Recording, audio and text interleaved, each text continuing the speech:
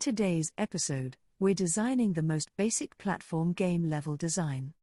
In the next tutorial, I'll show you how to do it automatically, and how you should actually do it, and how to make original game graphics easily, but this episode is a good start.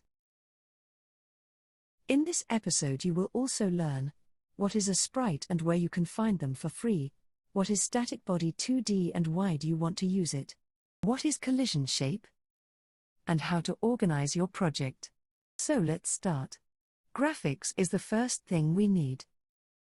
Let's go to kenny.nl.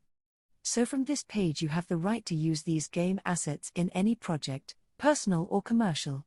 There's no need to ask permission before using these. Giving attribution is not required, but is greatly appreciated.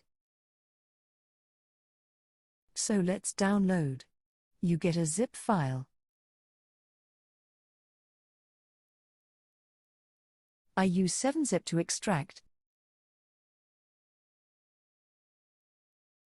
And these are the game's sprite. So create a new folder, so it would be easier to find.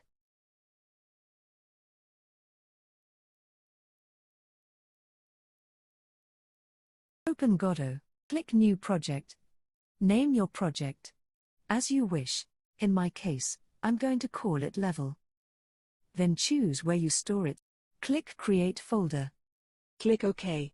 And it's open.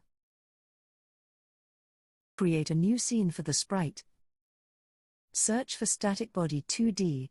We need static body 2D because static body 2D is a body that is not intended to move. It is ideal for implementing objects in the environment, such as walls or platforms. Add sprite, just drag and drop.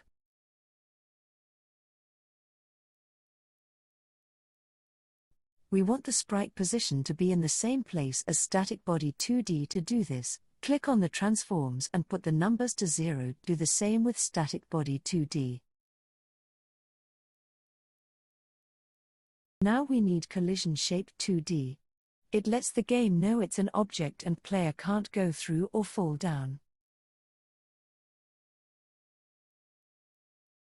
Choose a shape and save the scenes.